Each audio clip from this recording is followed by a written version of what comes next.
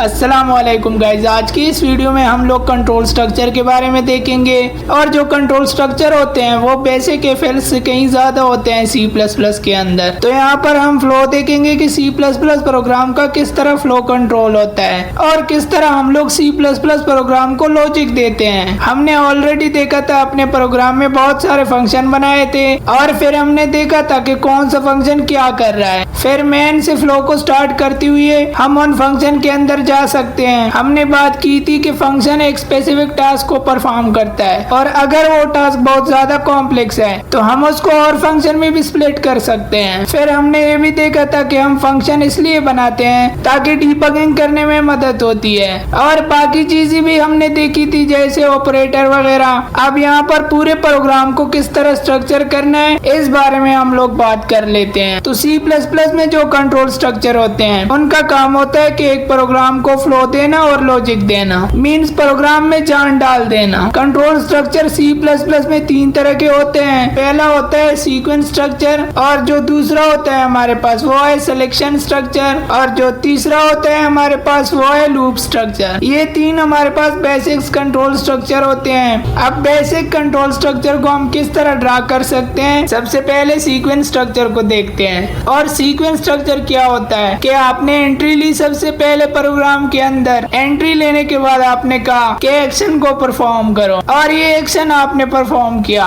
उसके बाद आपने कहा कि अब एक्शन 2 को भी परफॉर्म करो, तो आपने एक्शन 2 को भी परफॉर्म किया। एक्शन 2 को परफॉर्म करने के बाद आपने कहा एक्शन 3 को परफॉर्म करो, एक्शन 4 को परफॉर्म करो एंड सो ऑन। और फाइनली आपने अपने प्रोग्राम से एग्जिट ले लिया। और ये बहुत ही सिंपल कंट्रोल स्ट्रक्चर है। ये था हमारा सीक्वेंस स्ट्रक्चर। अब यहाँ पर बात करेंगे सिलेक्शन स्ट्रक्चर की। अब सिलेक्शन स्ट्रक्चर क्या होते हैं? सिलेक्शन स्ट्रक्चर में सबसे पहले आप एंट्री लेते हैं। फर्ज करें आपने यहाँ पर एंट्री ली, उसके बाद आप कंडीशन चेक करते हैं, यानी कि एक सवाल पूछते हो आप प्रोग्राम से आप कुछ इस तरह का सवाल पूछ सकते हो कि क्या एज ग्रेटर देन 18 है या नहीं है, या तो एज ग्रेटर देन 18 होगी यानी कि ट्रू रिटर्न किया जाएगा या फिर फॉल्स रिटर्न किया जाएगा। अब अगर ट्रू रिटर्न किया जाता है तब आप एक एक्शन परफॉर्म करते हो, फर्ज करें A1, और अगर फॉल्स होता है तो आप दूसरा एक्शन कर सकते हो A2। और ऐसा नहीं है कि आपको बार बार ऐसा ही करना है, ये बस सैंपल एग्जांपल है सिलेक्शन स्ट्रक्चर का। एक कंडीशन चेक होगी ट्रू तो ये और फॉल्स तो ये, और फाइनली एग्जिट मिल जाएगा प्रोग्राम को।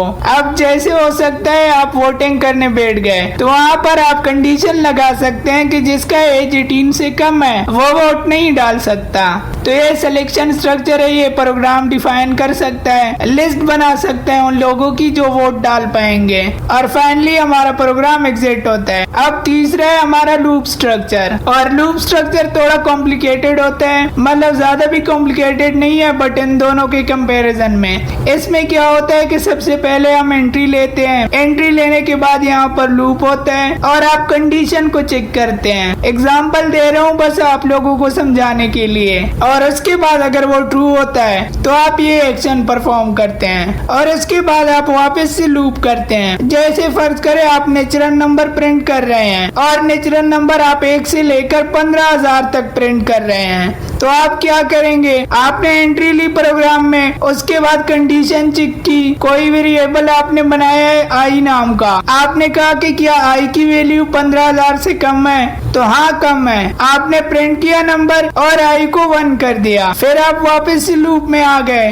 आपने कहा कि क्या अब भी आई की वैल्यू 15,000 से कम है, तो आई की वैल्यू 15,000 से कम तो है, तो फिर से आपने आई को इंक्रीमेंट किया यानी कि आई को 2 कर दिया और वैल्यू प्रिंट कर दी। तो आप कब तक वैल्यू को प्रिंट करते रहोगे? एक टाइम आएगा जब आई की वैल्यू 15,000 हो जाएगी। तो क्या आई की वैल्यू 15,000 से कम है? हाँ कम है, क्योंकि इक्वल नहीं है। लेस देन और लेस देन इक्वल टू दो अलग अलग ऑपरेटर हैं हमारे सी प्लस प्लस में। तो अगर मैंने लेस देन 15,000 किया और मैंने आई की वैल्यू 15,000 सेट कर दी तो गलत एवल्यूट हो जाएगा और मेरे लूप से मुझे एग्जिट मिल जाएगी। जैसे ही फॉल्स होगा ये तो मैं एक्शन 2 परफॉर्म करूंगा और फाइनली एग्जिट ले लूंगा। तो ये थे हमारे 3 तरह के स्ट्रक्चर। नंबर 1 था हमारा सीक्वेंस स्ट्रक्चर और नंबर 2 था हमारा सिलेक्शन स्ट्रक्चर और नंबर 3 था हमारा लूप स्ट्रक्चर। स्ट्रक्चर। ये हमारे 3 तरह के बेसिक्स कंट्रोल स्ट्रक्चर होते हैं जो कि हमें C++ प्रोग्राम शेप करने में मदद करते हैं। अब यहाँ पर हम लोग देखेंगे कि इसको प्रोग्राम में कैसे मॉडल किया जाता है। तो इसको प्रोग्राम में मॉडल करने का जो सबसे पहले तरीका है वो है FL स्टेटमेंट। तो FLs को आप लोग कुछ इस तरह से लिख सकते हो,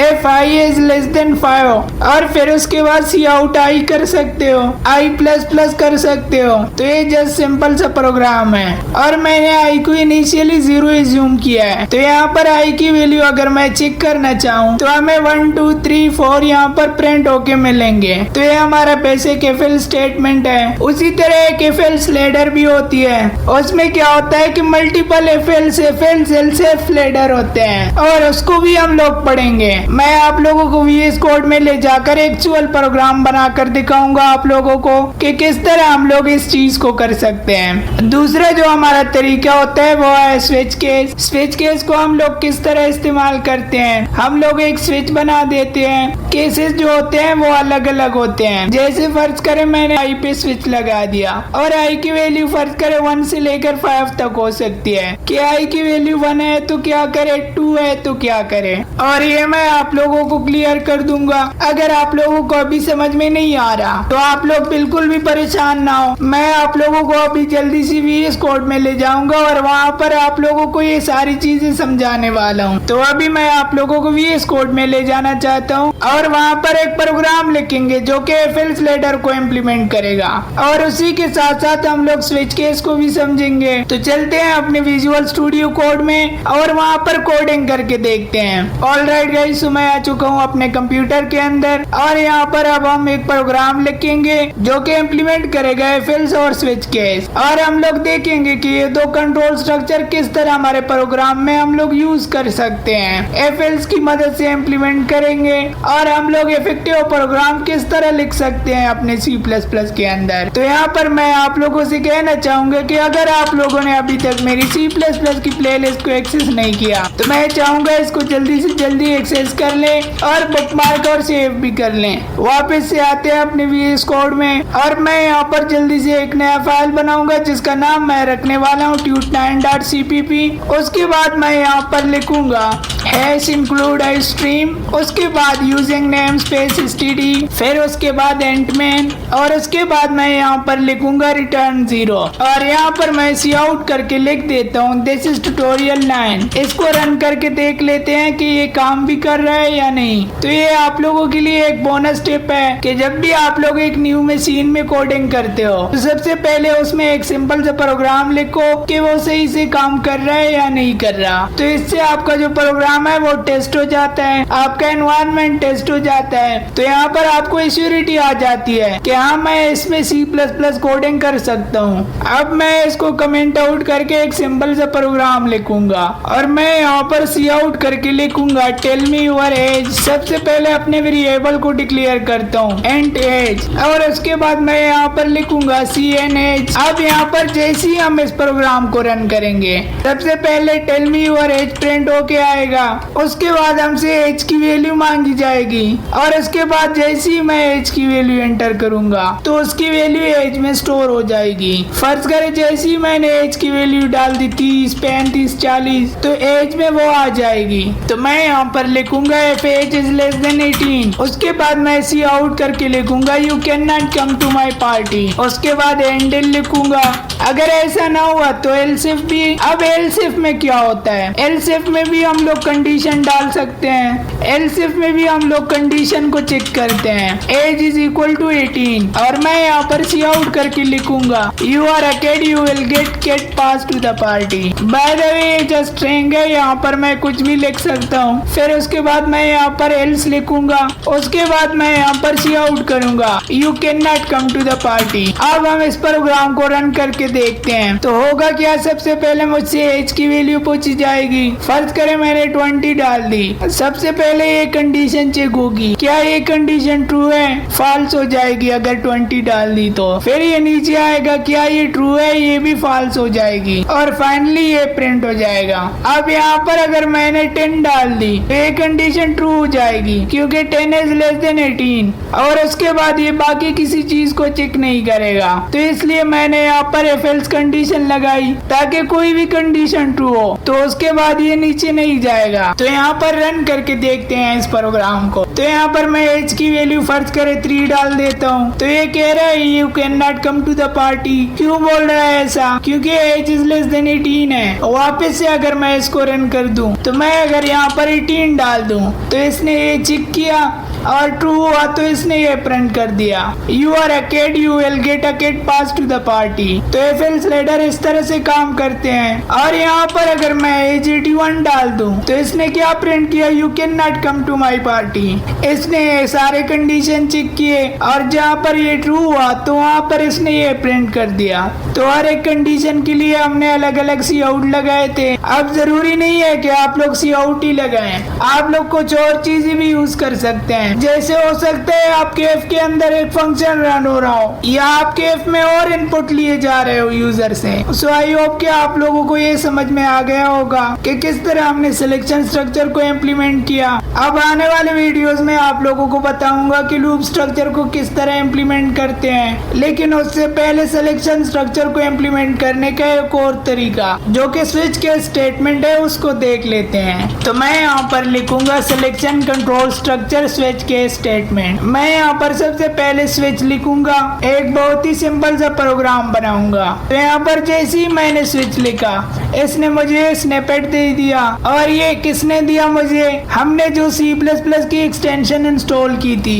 ये उसने दिया। ये बहुत ही हेल्पफुल है मेरे लिए। तो मैं यहाँ पर एज लिख सकता हूँ। तो जिस वेरिएबल की वैल्यू मैं यहाँ पर केसेस में बांटना चाहता हूँ उस वेरिएबल को मैं यहाँ पर डाल दूंगा स्विच के अंदर। जैसे कि इस केस में मैं एज की वैल्यू चेक करना चाहता हूँ। फिर अगर हमारी एज 18 है तो मैं यहाँ पर कुछ कोड लिखूंगा। फर्ज करें मैं यहाँ पर लिखता हूँ यू आर 18। अब यहाँ पर एक बहुत इंपॉर्टेंट बात, चूंकि ये कोड मैंने एक्सटेंशन से लिया है तो इसने ऑटोमेटिकली मुझे ब्रेक लगा दिया है। ये जो मैंने सिलेक्ट किया हुआ है इसको मैनुअली भी टाइप कर सकते हैं आप लोग, बट VS कोड में मुझे ये ऑटोमेटिकली मिला है। इसने यहाँ पर देखो मुझे ब्रेक दिया है। अब इस ब्रेक का क्या मतलब है? ब्रेक का मतलब है कि तुम जहाँ पर हो उसको तोड़ के बाहर निकल जाओ। अभी के लिए आप लोग ब्रेक का मतलब बस इतना ही समझ लो, फिर मैं आप लोगों को ब्रेक लूप के कंटेक्स्ट में बताऊंगा।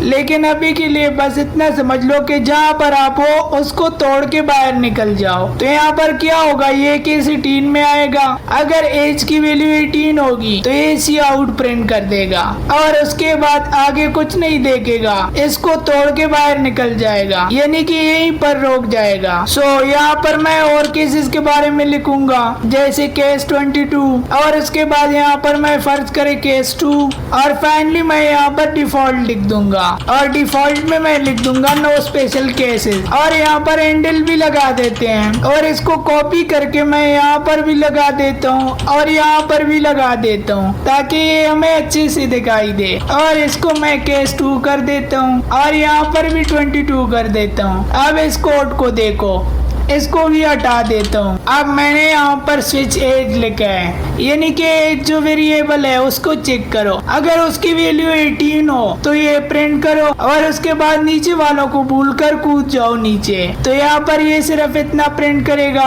रन करके दिखा देता हूँ आप लोगों को। तो यहाँ पर ये कह रहा है टेल मी यूर एज, फर्ज करे 18 डाल देता हूँ तो ये कह रहा है यू आर 18। मैं फिर से रन करूंगा इस प्रोग्राम को और 22 डाल देता हूँ तो ये कह रहा है यू आर 22। फर्ज करें मैं फिर से कर लेता हूँ 233 तो ये कह रहा है नो स्पेशल केसेस, क्योंकि ना ये मैच किया और ना ये मैच किया। अब जरा ये देख लेते हैं कि अगर ये ब्रेक नहीं होता तब क्या होता। ये करके दिखा देता हूँ आप लोगों को और ये बहुत ही इम्पोर्टेंट है। देखो अगर मैं यहाँ पर 18 लिखूंगा तो क्या होगा, ये सारे केसेस प्रिंट हो गए। 18 वाला प्रिंट हुआ, फिर उसके बाद 22 वाला प्रिंट हुआ एंड सो ऑन। और अगर मैं 22 लिखूं तो यहाँ पर ये देखो 22 के बाद वाले सारे प्रिंट हो गए। डेफिनेटली हमें इसका बिहेवियर बिल्कुल भी अच्छा नहीं लगेगा और हम लोग चाहेंगे कि इसका बिहेवियर इस तरह ना आए, तो इसलिए हम ब्रेक स्टेटमेंट को लगाते हैं। ब्रेक यहाँ पर क्या करता है कि इसको यहाँ पर छोड़ो और इस स्विच के स्टेटमेंट से बाहर चले जाओ। तो यहाँ पर क्या होगा, प्रोग्राम का कंट्रोल यहाँ से निकल के सीधे यहाँ पर आएगा। ये स्विच केस के बाद का जो स्टेटमेंट है यहाँ पर आ जाए जाएगा। फर्ज करे अगर मैं यहाँ पर सी आउट करके लिखता हूँ डन विथ स्विच केस, तो ये इसको एग्जीक्यूट कर देगा, यानी कि जैसे ही 18 मैच करेगा या 22 मैच करेगा तो ये यहाँ से जंप करके सीधा यहाँ पर आ जाएगा। तो अब अगर मैं इसको रन करूँ और फर्ज करे मैं यहाँ पर 18 डाल देता हूँ, तो ये फर्स्ट वाला जो UR18 है ये मैच हुआ और ब्रेक का मतलब तो बता दिया आप लोगों को कि बाहर आ जाओ। तो इसके बाद बाहर आके done with switch case print हो गया। सो आई होप कि आप लोगों को समझ में आया होगा कि स्विच केस क्या होता है और ये हम आगे कॉम्प्लेक्स प्रोग्राम में यूज करने वाले हैं, इसीलिए स्विच केस और FL स्लेडर की समझ आप लोगों को होनी चाहिए। अभी के लिए इस वीडियो में इतना ही guys. Thank you so much guys for watching this video. No warning, in a flash of light, don't need no